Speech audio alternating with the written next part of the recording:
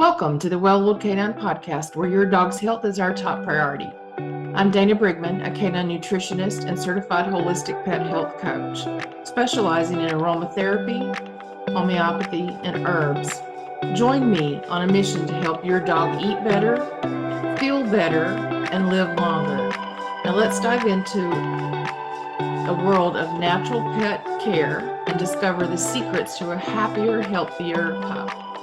Visit me at welloiledcanine.com. Green. Okay. Hello, everybody. It's Dana and Angela. We're back for, we need a cute name for our podcast other than the Canine Coaches, or we need something fun. 2 girls and 5 dogs. Is that how many we have? I have 3, you have 2. Yeah, okay. All right. Well, maybe somebody will come up with something creative for us. So, I'm Dana Brigman from the Well-Oiled Canine, and my website is welloiledcanine.com. I'm located in North Myrtle Beach, South Carolina, with the ability to do Zoom from anywhere. Angela, tell them about yourself. I am 456 Canine Coach. I'm in the Wilmington area, so I'm eastern North Carolina. And I don't have a website yet, but you can reach me at 456caninecoach@gmail.com. Let's get the website going. Yes. Or the Facebook or the Google or something. All of it. Yeah. I'm blaming kidney disease on that stall. Yeah, I understand. So today, Angela and I are going to talk a little bit about follow through, follow up, lifestyle management, and how that applies to both behavioral aspects of living with your dog and maybe some of the nutritional and anxiety type issues, or that, for me, that all falls in the natural wellness and behavior. So it's kind of a crossover topic. I know one of the things that is really hard for me, and I guess the word is attached really quickly to my clients and the dogs, and I really want to see these dogs become whole and healthy and well and fulfilled and all of those things. And so sometimes when a client calls me and I see let's just say separation anxiety or fear when somebody arrives at your home or things of that nature, I want to see those dogs improve. And I feel like sometimes when we have a consultation or we go through maybe a 6-week or an 8-week series of lessons and work, and we see an improvement, that in time those things can sort of dwindle off. And it feels like, well, what did I go through all of that for? Not me personally, but the family is saying, what's happened? And so that's the topic I want to talk, because I get really emotional when I don't hear from my clients. I worry about it. And then sometimes I am hesitant to send a note because I'm like, are they upset? Are they unhappy? I have that same anxiety. It's a very awkward position when we get ghosted. Yes. Right. So, Angela, what are your thoughts as we open up on this topic? Well, I agree with everything you said, even down to the anxiety of wanting to ask, how are things going? Mm-hmm. I usually try to follow up immediately, like just a couple days afterwards, to make sure they know, like, hey, I really do care, like, keep me posted. Right. But yeah, a lot. And for me too, since I do a lot of board and trains and I'm doing a lot of intense work with the dogs, I really want to know that after they go home, like, you're taking my advice and you're doing things, to set the dog up for success, so that you're not calling me in a couple weeks going, help, it didn't work. Right. And we get that it's hard, right? In your board and train scenario, it is very structured every single day. Mm-hmm. It's rhythmic, right? Kind of everything really is on a schedule, and the dogs can get very acclimated to that.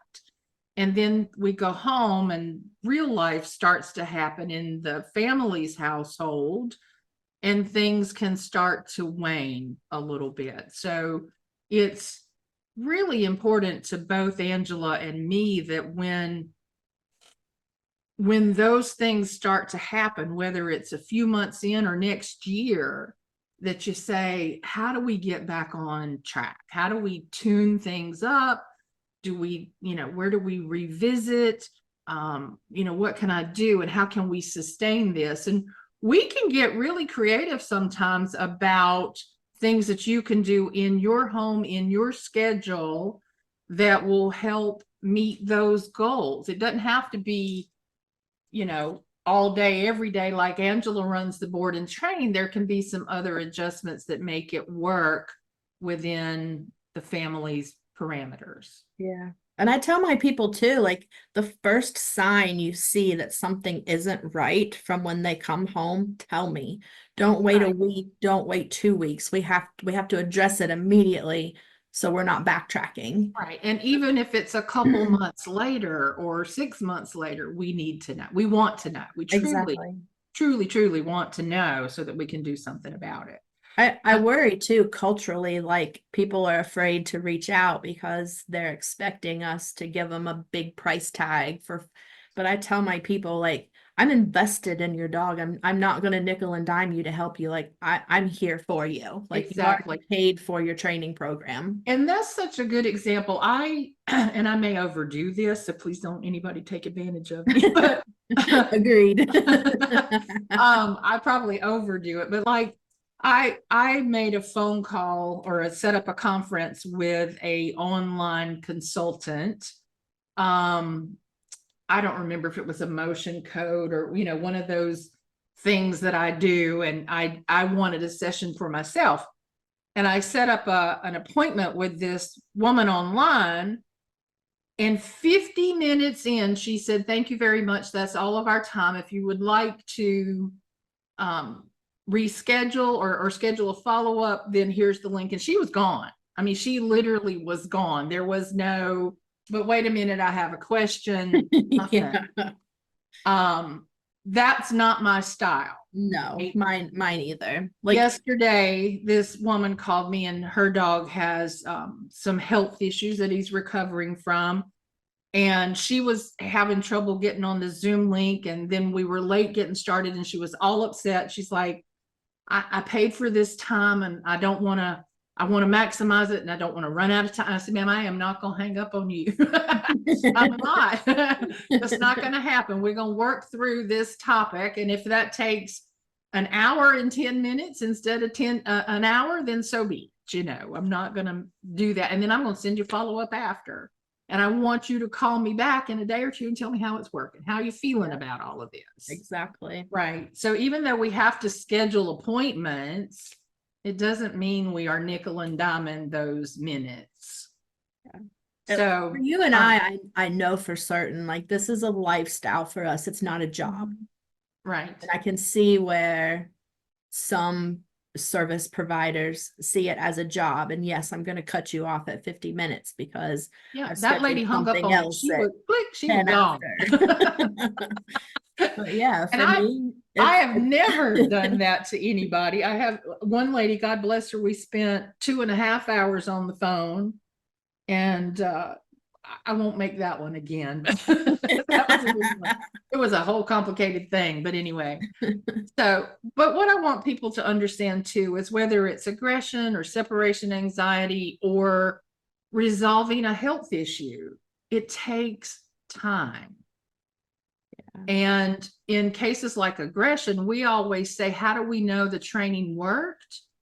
And the short answer that most trainers who do aggression will give you is if that dog lives its full life and never bites again. Yep. And you can't measure that in 2 weeks. You cannot. I mean, life is a long time and it requires some level of management. And I can tell you this from my own experience, having had I can't even call him aggressive. He just didn't like people in his face and, in his space. And managing the people who came to visit or when we were out in public was exceptionally hard, right? And it was ongoing for his whole life. And so even if I had somebody at my home, I had to take extra measures to make sure they didn't go bother him in his crate or open a door unexpectedly or any of those kinds of things, because it wasn't fair to him Yeah. being who he was as a guardian. That's his breed, was to guard and to protect the manor, and he did. And so Took his he, job seriously. yeah, and he protected his mama too. You know, when I got him, he was this way. And no matter, even as a trainer, no matter what I did, that was not going anywhere. We had to manage how interactions with him went. Yep. So what My, have been some of your experiences? my current foster dog, I am experiencing those same woes right now. We've gone through several adoption applications just because he's so well trained, but that's not the issue. The issue is he gets overstimulated. Mm-hmm. And that has to be managed or he will bite somebody again. He lost his first home because he was biting people. Right. Just because he doesn't bite anybody here doesn't mean he's not going to take advantage of the opportunity. So it's been a lot of tough conversations with the potential adopters Right. to see, do you really understand what it means to be the best person for him? Like, he's got to be on a leash or in a crate if you have guests. And as soon as everything calms down, he can come say hi and he'll love them. But it can't be him greeting people at the door. In that state of mind. Yeah. Yep. You know, it's interesting. That brings up a thought that's relative to this topic. And it's one thing when you're trying to place a dog, it's easy to say, no, this isn't the right home for this dog to go to. Yeah. The inverse of that is when that dog is already in your home and now has escalated to these behaviors. And friends, it did not just start today. It did not just happen out of the blue. There are cues you missed, perhaps that you didn't even know to look for, but something somewhere along the way became indicators or behaviors that were not caught and addressed early and then escalated. But these things just don't show up. But if you have that dog and you've sent them to training, we want to help you. You've made a big investment in trying to keep that dog and resolve the issue, because training like this is not inexpensive. We know that. And that's why we are committed to, you know, if things slack off, even if it's your fault, let us help you get back on track. And that may mean you need a tune-up of lessons or an in-home visit or something, but don't just do nothing. And don't be afraid to call and say, yeah, we let it go and it got bad. Sometimes you just have to take the embarrassment and say, look, we messed up. We let something happen. We let it happen twice. And now the dog's reverted back to this behavior. That's okay. Exactly. We can help you. Exactly. And we're not going to go, oh, well, shame on you. You're on your own now. You know, that's not going to happen. So, and, you know, even from the nutrition and wellness recovery point of view, your dog didn't develop, whatever, kidney stones or, arthritis or whatever the topic is overnight. Right. These things have built up. You hear me talk about, like with the flea and tick medicine, people say, well, I've used it for years and never had a problem, until you do. Mm-hmm. And unfortunately, the next time you do it may be the last time you ever have the opportunity, if you know what I mean. Mm-hmm. And then that's a problem. So please understand that even though you have a consult with one of us about using essential oils or nutrition or a supplement, that it's going to take time for those issues to heal. even something as simple as taking an antibiotic and getting the gut health all jacked up is going to take months to recover from with better nutrition, probiotics, and digestive enzymes. It's going to take months. Yep. I want to know in that process, is it working? Mm-hmm. Yeah, because maybe something needs to be tweaked to really achieve our goal. Exactly. Exactly. Yeah. And you may also see in a lot of things as you start to implement that either the supplement we chose or the food which is not the right one. All dogs are individual. We're all the same things you use may not work for me and vice versa. We need to tweak and refine that. But we also say healing occurs from the inside out and in reverse order when it comes to wellness and emotion and those sorts of things. So something new may crop up as even as we put in the best of things, something new may crop up as, say, a detox thing, and then you're panicked and going, oh my God, she's killed my dog, right? Or it made it worse. And that's sometimes it does get worse before it gets better. But if you don't tell me what happened, whether it's an emotional change or diarrhea showed up or whatever, I don't know how to fix you or how to help you understand where we are in that healing process and what's next for us to do. Yeah. I think Gouda is a good example because over the past Say 5 months, Gouda, my battle with kidney disease right now, she's the perfect example of the follow through because immediately when we got the diagnosis, we did all the things that you think of, the most obvious things. But then after retesting and looking at different values and everything, we realized like, okay, we need even extra support for the liver now that we've supported the kidneys and maintained that the liver values are high, or she's got high blood pressure. And if there weren't any follow through there with myself and my veterinarian and you included, and like going back to the drawing board and looking at options, if that follow through hadn't been there, she might not be here right now because something else could have gotten out of control. Yeah. But thankfully now, let's see, we got the diagnosis in June. So at this stage, she's stable and is doing great and is demanding walks, which she's never done in her entire life for some reason. Flushing out that lymphatic system. Yeah, I mean, she pulled out the bucket list. She said, "Hey, let's do this. I feel good." Oh, good. That's awesome. But yeah, I think that's a really good example of follow through, even with some of the more simpler stuff that we deal with. Like, Right. make sure you ask the questions, and even if it's something simple that you notice and think, oh, that's nothing, that's just a fluke, mention it because somebody may know something different. Right. And don't be afraid to say, I'm worried or I'm scared about this, right? And I'll give you another example. Dogs with allergies, their skin's all red, hot, inflamed, itchy, on fire, crusty, you wound looking, right? People call me, and one of the things that I like to do with those dogs is a liver cleanse, to start with a liver cleanse. Yep.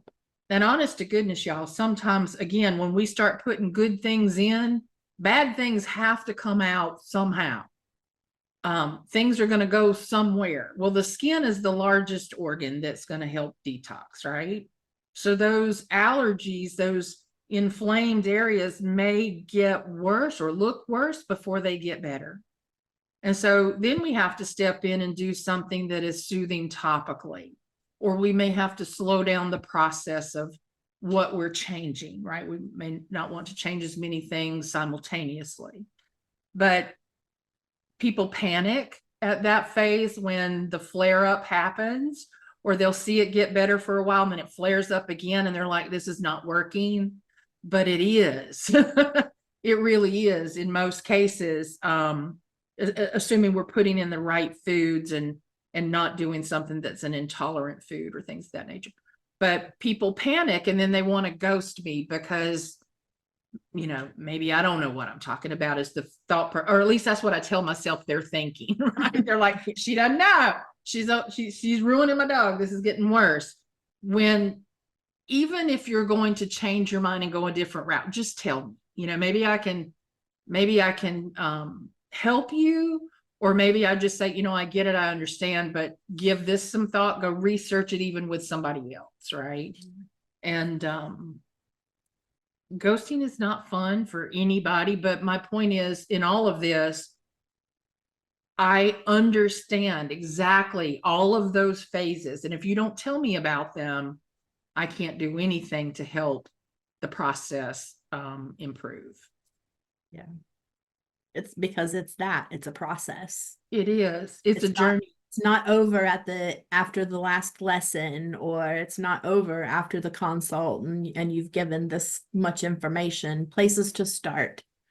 Exactly. And it's also never over because you and I both, we're always constantly learning about new Right. things to try. And so as you follow up, we can give you more information that we just learned. Yeah, absolutely. And the other thing I want people to think about too, from a wellness point of view, is, the call yesterday, one of them was a classic example. This dog has a health concern that he went through surgery for and is now in recovery, but the issue requires good nutrient. It's related to the urinary tract system, right? Urinary tract system, and the kidneys and the bladder and all of that. And so feeding a diet that's a prescription dry food is not going to help this dog long run. And she knows that. So nutrition becomes the core of helping to reduce the risk of recurrence of these issues. Well, this dog is also 9 years old, and it's time to start talking about senior protocols. This lady, God bless her, was still using Frontline and Apoquel and Pro Heart injections, all of which are not healthy on a good day for dogs, but certainly not a dog that's in recovery and is reaching those senior years. So what I would love is a relationship that now continues with that dog and this owner for life. Yep. That doesn't mean you pay me a boatload of money just to ask questions, right? But that you get on the newsletter list, or you get on the forum that I have where all of this is being provided, and go, oh, that applies to me too, and implement it. And if you have questions about it, ask those questions. If you don't have questions about it, just go implement it. They're designed to be things that people can understand and start to take action on. But if she ends it here with that single consultation, she's going to miss a lot of opportunity to help this dog truly get healthy and to focus on longevity and to have a relationship with somebody that actually cares about her dog and isn't going to charge her for every office visit. Yep. So your packages for training include a follow-up or an aftercare program, right? Yes. You want to tell us about that? Yeah. We pre-schedule a follow-up when we book the program so that we already have a date, which we can change later on. But then I also make sure my clients know, like, hey, like, even after that follow-up date, like, I'm here for you. Maybe I have to make a phone call or a Zoom meeting instead of driving, an hour out. We can still address the issues. And I try with my programs, like I have said for a while, that if they're feeding Volhard, if they're using Young Living, if they're using Dr. Ruth's like Crock Pet diet on an ongoing basis and buying the products from those programs, their support, no more cost. Yeah. Because those companies are paying me for the products, right? And I try to have packages set up where, like, a truly sick dog, I want to be with you about 90 days. And at the end of that 90 days, I want you to stay in my group and be able to ask questions of me or any other pet parent that's in that group. And then if you need to schedule something that is a comprehensive follow-up for a new topic or a new ailment, then we can do that. Yeah. But not everything requires a paid consultation. Right. So I guess I'm not trying to make this about payment. Somehow this became about payment, and I didn't mean for it to. The real point is we want to know how your dog's doing, and we want to find the right way to help you. Yeah. I like to get my clients involved proactively too. I mean, I train some happy young, go lucky dogs too. And no matter what the dog's health status or behavior status was coming to me, when they go home, there's always a conversation about wellness. And if it's a puppy, okay, here's things that you can start doing now to set your dog up for a long, happy, healthy life. Right. And so there's still follow-up there that can be done, even if Sure. you didn't start, even if it didn't begin as a reactionary process. Right. There's still important follow through if you've come to one of us for help with a young dog or a middle-aged dog, and you just want to make sure you're doing all the right things. Yeah. And Poppy's a good example of that. To my knowledge, there's nothing wrong with Poppy. She will turn 10 in January. And I am going to be I've already ordered a glyphosate test. And I'm doing that for two reasons. One is I know it's everywhere, right? I know it's all around my neighbors and all that kind of stuff, even though I don't put it in my yard. I want to know if that is a factor in her well-being. A friend of mine is doing iridology way deeper than I ever thought about doing iridology. I can look at a couple of things, but she's getting really deep into it. And so when we look at Poppy's eyes, we know there's something going on there, and she's currently doing the markup. So one of the things that is a possibility is glyphosate and heavy metals. So I'm going to be testing for those things. So it could be from my environment around me. The heavy metals could be in the water, which also means I am exposed to them. Yeah. Even though I use filtered water out of the refrigerator, that may be insufficient. We just have to see, right? So these are all tools that help us. We look at a body, or we look at our dog or ourselves and go, I don't see anything wrong. I don't feel anything wrong. But there could be something brewing in there that we need to know about. And iridology is one of those things that's an indicator. And so I'm going to be pulling those tests. So my point is, why am I telling you this? I told you my brain was scattered today and it just went. Why am I telling you this? Because the wellness never stops. The proactive never stops. I don't want to be in a reactive state with her, right? I don't want my clients to be in a reactive state, but that's most often the call I get is, oh my God, we have had this issue, this crisis or something. Yeah. And what I'm hoping to do is really start to shift the tide and educate people that this is a lifelong process, and there are things you need to think about, whether it's seasonally for the liver cleanse and the kidney cleanse and the heavy metal detox and the whatever, but through life stages, as we hit those markers of senior citizenship and whatever, that we're taking the next step of understanding all the things that we can to protect them. Agreed. Okay. Anything else to add? I'm not even sure how I feel about this podcast. I'm going to share it anyway, but I don't want people to think we're barking at them.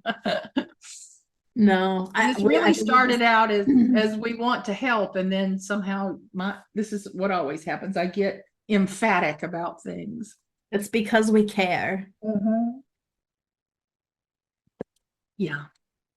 And we Any- just want people to understand that. Yeah. Anything to add? I don't think so. Okay. Remind the audience what 456 canine means.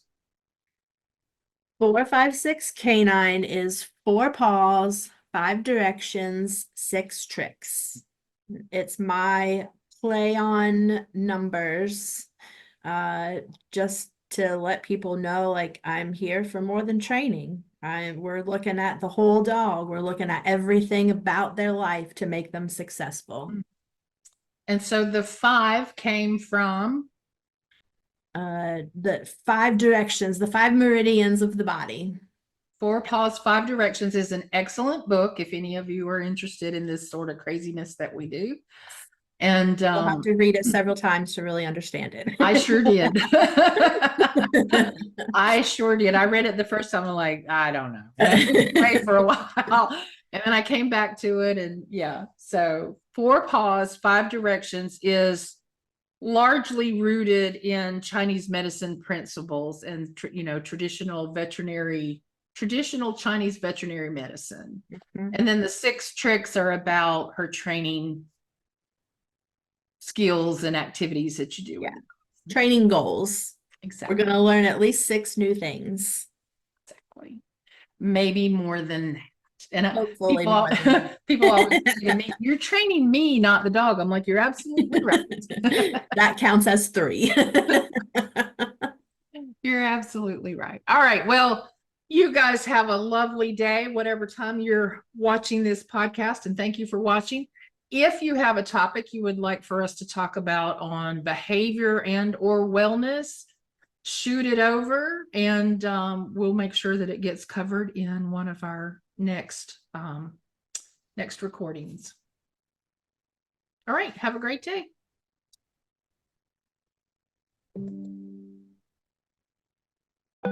Thank you for joining us on the Well-Oiled Canine Podcast. I'm Dana Brigman, your canine nutritionist and certified holistic pet health coach. I hope you found today's episode valuable and inspiring for your journey towards better health for your dog. Don't forget to visit me at thewelloiledcanine.com and check out our members forum for lots of discussions, interactions, education,